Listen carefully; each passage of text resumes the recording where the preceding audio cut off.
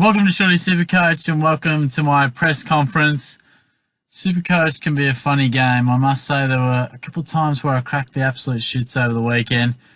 Didn't even check the scores, and then I checked today and they were actually quite pleasing. It isn't often the case. There are a couple of key injuries to some key players that really affected many people's scoring.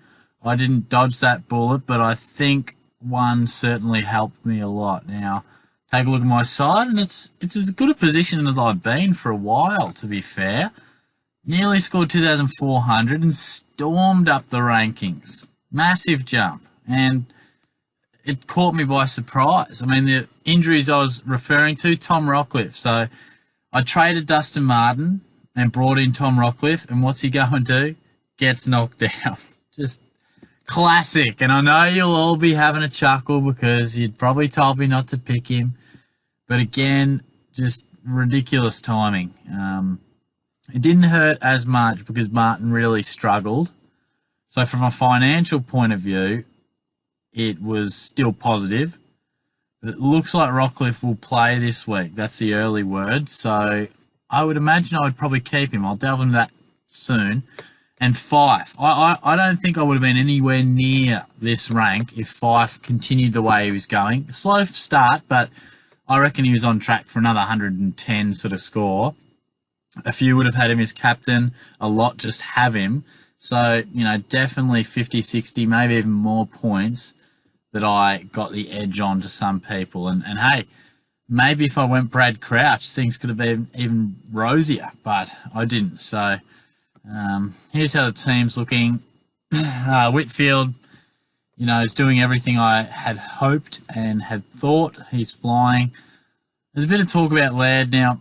Miller and Smith are obviously, having a bit of a say on his scoring, but I'd be sticking with him. I think I spoke about it during the preseason that he may suffer a little bit, particularly with a few of those guys coming back, but I still think he's one of the most consistent players going around, and he'll still give you a solid 95 average. I'm really confident of that.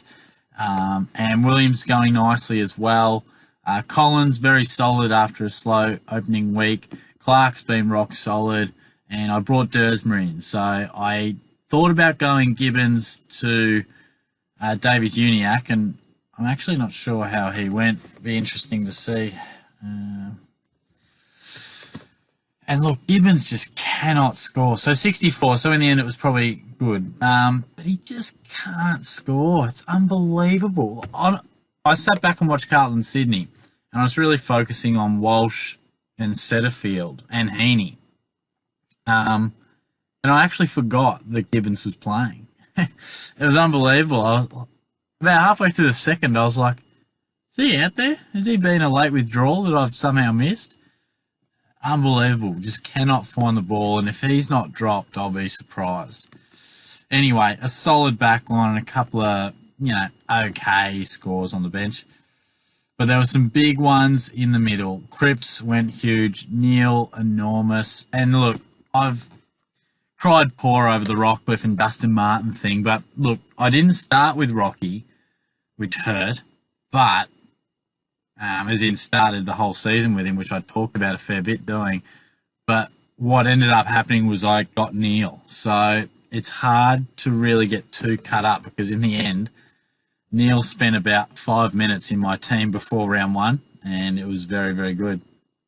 Oliver, won a lot of the ball inside, but just, wasn't at his best. There are not too many demons who are, but 95 is not a disaster. Crouch going really well. Rockcliffe, obviously, it hurt.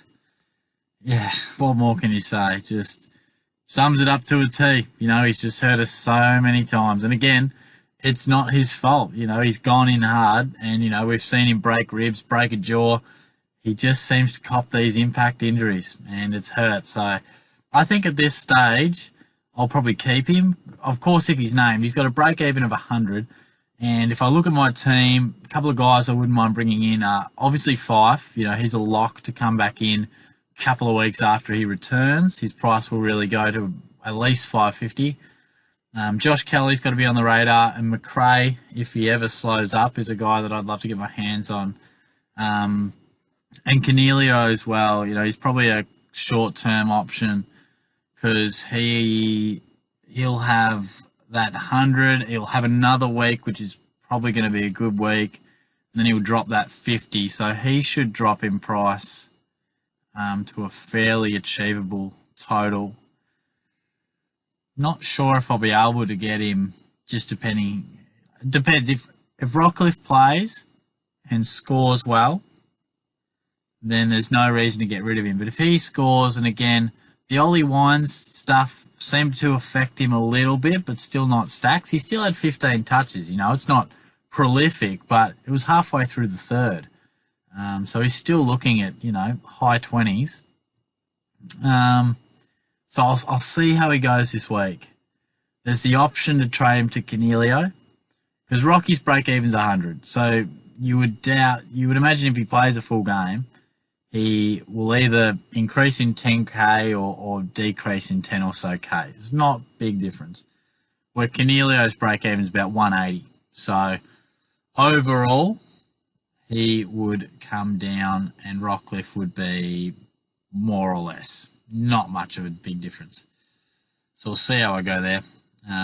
Libba, unbelievable stuff. Outstanding. So I think if anyone didn't go with him, you'd be absolutely kicking yourself.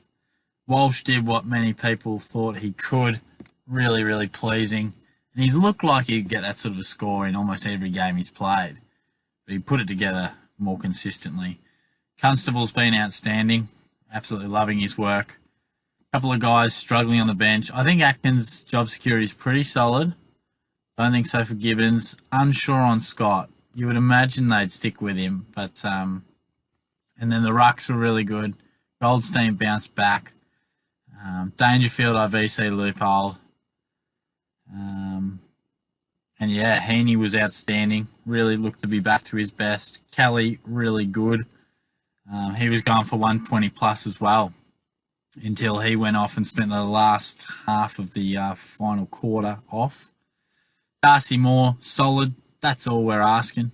And Drew, we talk about Rockcliffe being affected by the wines.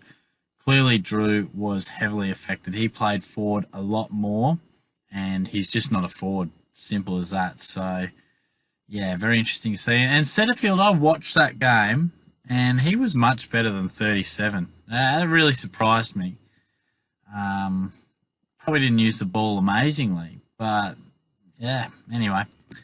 I didn't lose too many points. So I took a bit of a risk going Setterfield over Parker. I just had a hunch. I just felt Setterfield might be on for a big game. Sort of breakout style. Didn't happen. Hopefully he can keep his spot. But, yeah, look, I think at this stage it's going to be interesting to see what happens with the teams, because generally this is when we start to possibly see some rookies, in and out of the side, and you just hope that your guys can continue to make your coin. Otherwise, that can really halt our growth in terms of upgrading. But who we got on the Thursday night's Sydney, Melbourne, isn't it? Just having a little bit of a glance towards the old VC loophole.